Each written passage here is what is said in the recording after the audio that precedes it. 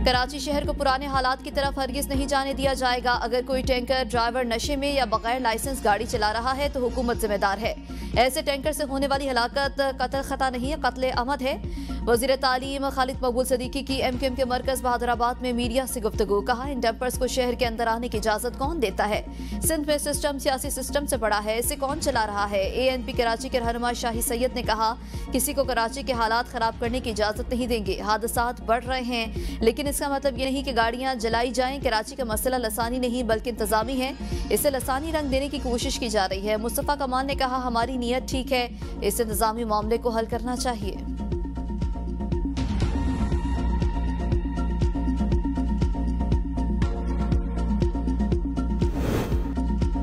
सूबाई वजीर सैयद गनी का कहना है कि कुछ साल पहले कराची में हालात बदतर थे। कराची को कौमियत, जबान और मसले की बुनियाद पर तकसीम किया गया। कराची में नजरियाती इख्तिलाफ को दहशतगर्दी के जरिए दबाया गया। कराची में लोगों को शिनाख्त करके मारा जाता था। जिन्होंने 90 का कराची देखा है वो आज की कराची की कदर करते हैं। कराची में सियासी मुखालिफिन को अगवा करके उनके जिस्म में ड्रिल मशीन के सुराख किए गए। कराची में जो दहशतगर्दी हुई है वो दुनिया के कम मुल्कों में हुई होगी।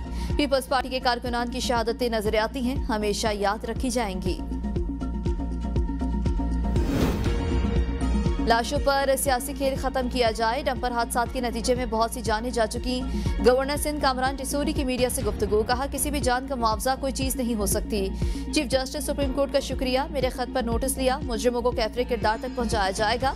कराची के कितने ही नौजवान सियासत की भेंट चढ़ गए।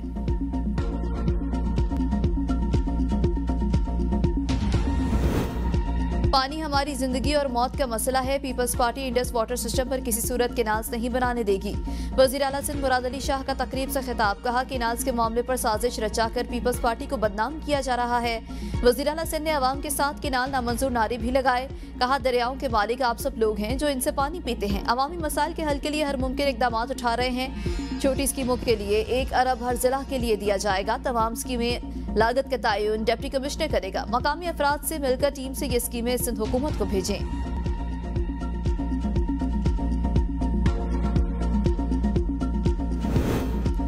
नहरों के मामले पर सदर जरदारी ने या तो सिंध के अवाम की पीठ में छुरा घोंपा है या उनकी यादाश्त जवाब दी गई। मुशीर इत्तलात खैबर पख्तूनख्वा बैरिस्टर सैफ का बयान। कहा, पीपल्स पार्टी दोनों बातों में से एक को माने, दोनों की एक साथ तरदीद मुमकिन नहीं। अगर आसिफ जरदारी की जहनी हालत ठीक नहीं तो वो आला तरीन ओहदे पर क्यों बराजमान है? फौरी मुस्ताफी हों। पीपल्स पार्टी नहरों के मामले पर सिर्फ वोट बचाने की कोशिश कर रही है। नहरों की मंजूरी खुद सदर आसिफ अली जरदारी ने दी। आसिफ जरदारी की मंजूरी और बिलावल भुट्टो की मुखालिफत सहमत से बालातर है।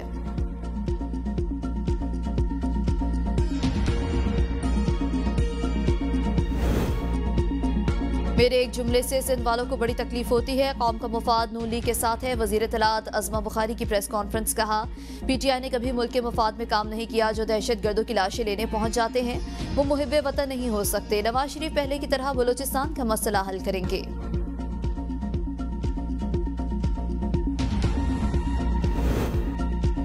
चैम्बर्स के मसाइल का इदराक है। ताजरों के जायज मसाइल को तरजीही बुनियादों पर हल करेंगे। वज़ीर ख़जाना मोहम्मद औरंगज़ेब की लाहौर में मीडिया से गुफ्तगू। कहा, चैम्बर्स के जायज मुतालबात को माना जाएगा। इंडस्ट्री को दरपेश मसाइल का जायजा ले रहे हैं। सनत की तरक्की मुल्क की तरक्की का बायस है। हमें सनती तरक्की के लिए मिलकर काम करना होगा। मुआशी इस्तेहकाम के लिए अपनी दुरुस्त समत का तयन करना जरूरी होता है। सरमायाकारों को सहूलियात की फराहमी यकीनी बना रहे हैं। महंगाई की शरह में कमी हो रही है। शरह सूद 22% से 12% हो चुका है। पॉलिसी रेट में कमी से कारोबार में इस्तेहकाम आ रहा है। हमारा असल मकसद आम आदमी को फायदा पहुंचाना है। अफरात ज़र नीचे आने का फायदा आम आदमी को होना चाहिए। बलोचिस्तान में रेकोटिक प्रोजेक्ट हमारा ख्वाब है। अगर हम रिश्वत ले रहे हैं तो कोई हमें रिश्वत दे भी रहा है। आपसे दरख्वास्त है कि आप रिश्वत देना बंद करें। वज़ीर आज़म इस अहम मसले पर संजीदा है। अगले कुछ माह में वज़ीर आज़म मज़ीद रिलीफ का ऐलान करेंगे।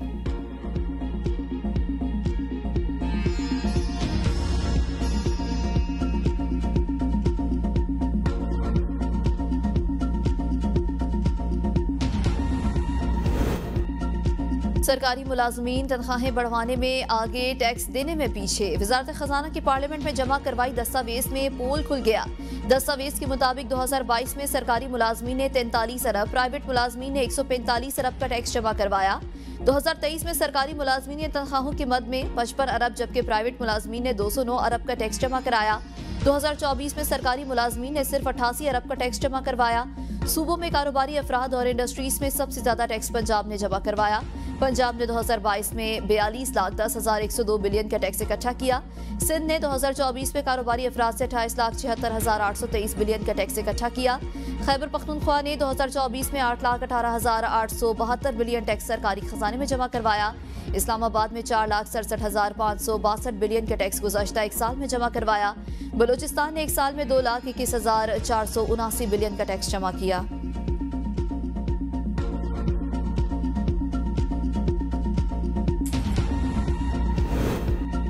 पंजाब असेंबली की स्टैंडिंग कमेटी बराए महकमे खजाना ने फाइनेंस तरमीमी बिल 2025 की मंजूरी दे दी। निजी कंपनियों के अकाउंट्स ऑफिसर्स को तनख्वाहों से टैक्स की कटौती करने का इख्तियार मिल गया।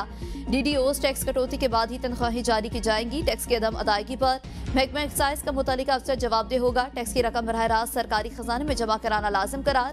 बिल का मकसद टैक्स निज़ाम को मौसर और शफाफ बनाना है। पंजाब फाइनेंस तरमीमी बिल 2025 जल्द असेंबली इजलास में पेश किया जाएगा।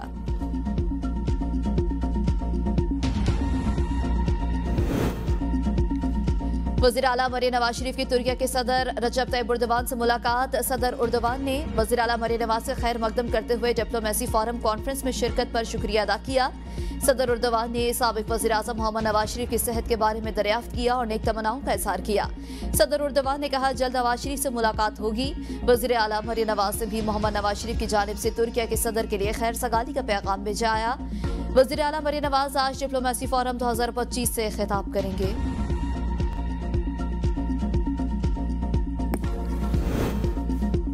ये शाही दरबार नहीं आईनी अदालतें हैं। 26वीं आईनी तरमीम की खूबसूरत बात जुडिशरी का एहतसाब है। वज़ीर कानून आज़म नज़ीर Tarar Islamabad high court bar से खिताब। कहा बुकला के एहतजाज से दहशत गर्दी एक्ट का क्या ताल्लुक है। ऐसा तो कभी मुशर्रफ दौर में भी नहीं हुआ और ना ही आने वाले दिनों में मजीद अच्छी खबरें आएंगी। मैंने कभी किसी बार से बैकडोर से हमायत हासिल नहीं की। मैं ये समझता हूँ कि हुकूमत को किसी भी बार मुदाखलत नहीं करनी चाहिए। हुकूमत का बुकला के साथ जो माहिदा है इसमें कभी धोखा नहीं होगा। जुडिशल काउंसिल का कॉन्सेप्ट मेरा नहीं था।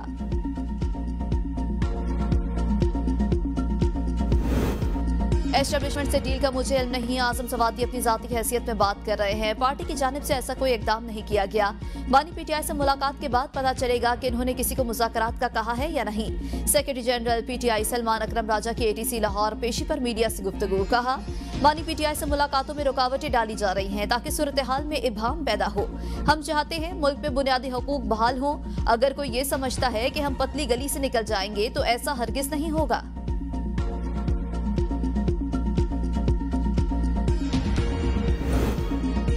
बानी पीटीआई की 15 अप्रैल को सेशन अदालत तलबी के मामले पर अहम पेशरफ्त। अडयाला जेल हुकाम ने बानी पीटीआई को पेश करने के लिए खुसूसी सिक्योरिटी मांग ली। सुपरिटेंडेंट अडयाला जेल की जानिब से सिक्योरिटी के लिए खत लिखा गया। बानी पीटीआई को 15 अप्रैल को एडिशनल सेशन जज अफजल मजूका ने पेश करने की हिदायत कर रखी है।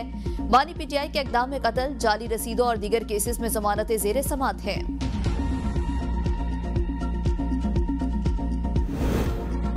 दहशतगर्दी में रियासती मशीनरी के इस्तेमाल का केस समात के लिए मुकर्रर। सुप्रीम कोर्ट का 5 रुकनी आईनी बेंच 14 अप्रैल को समात करेगा।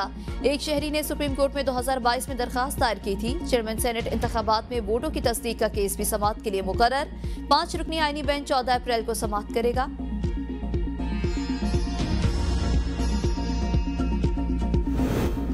अमेरिका में तारिकीन वतन के खिलाफ घेरा तांग, ग्रीन कार्ड होल्डर्स भी खतरे में। ट्रंप का ग्रीन कार्ड होल्डर्स और तारिकीन वतन की सख्त निगरानी का हुक्म। अमेरिका में नाफिजुल अमल नए कानून के मुताबिक तमाम तारिकीन वतन को अपना लाजमी इंदराज कराना होगा। इन्हें शहर और बैरूनी शहर सफर के दौरान अपनी कानूनी हैसियत का दस्तावेजी सबूत भी साथ रखना होगा। एग्जीक्यूटिव ऑर्डर की खिलाफ वर्जी के मुर्तकिब तारिकीन वतन को जुर्माने और कैद की सजाओं का सामना करना पड़ सकता है।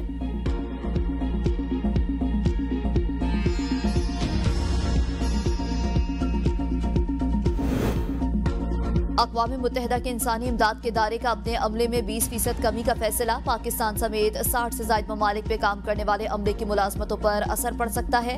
अमले में कमी की वजह फंडिंग में होने वाली वो सख्त कटौतियां हैं जिनके नतीजे में इदारे को तकरीबन $60 करोड़ की कमी का सामना है। अक़वाम मुत्तहिदा के राबता दफ्तर बराए इंसानी अमूर का कहना है Pakistan, Cameroon, Colombia, Eritrea, Iraq, Libya, Nigeria, तुर्की और जिम्बाब्वे में महदूद कर दी जाएंगी।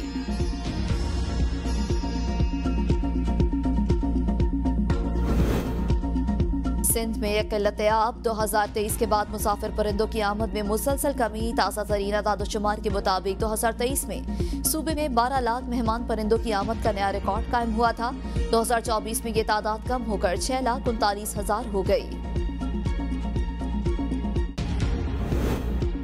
मुल्क में कल से शदीद गर्मी की लहर का इम्कान। PDMA ने अलर्ट जारी कर दिया। महकमे मौसमियात के मुताबिक बेशतर इलाके गर्मी की लहर के जेरे असर रहेंगे। सिंध, जनूबी पंजाब और बलूचिस्तान में शदीद गर्मी की लहर पैदा होने का इम्कान है। बालाई पंजाब में 14 से 18 अप्रैल दर्जा हरारत 4 से 6 डिग्री से जायद रहने की तवक्को है। DG PDMA ने कहा कि गर्मी के बायस गर्द आलूद हवाओं और तूफान का खतरा है। हीट वेव से बचाव के लिए शहरियों को एहतियात बरतने की हिदायत।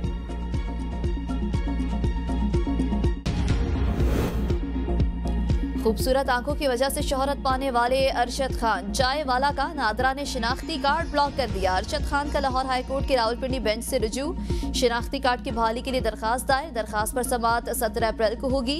नादरा का मौक़िफ़ है कि इन्हें कुछ ऐसे सबूत मिले जिससे पता चलता था कि अरशद खान मुबैना तौर पर गैर मुल्की हैं। इस हवाले से उनसे तफसीलात तलब की गई तो वो तवील अरसा तक कमेटी के सामने पेश नहीं हुए। मुतालिका सबूत पेश करने में भी नाकाम रहे।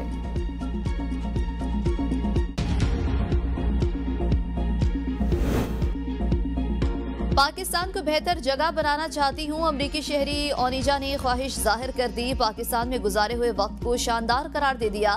Respect for Allah, respect for law, respect for हलाल। इंटरव्यू के दौरान ओनिजा बार बार ये अल्फाज दोहराती रही। अमरीकी शहरी ओनिजा का कहना था कि वो इस्लाम कबूल करने के बाद बहुत खुश हैं और कोशिश करती हैं कि इस्लामी कानून पर अमल करें। पाकिस्तानी खानों के बारे में जिक्र करते हुए ओनिजा का कहना था कि उन्हें बीफ का कीमा और पराठे बहुत याद आते हैं।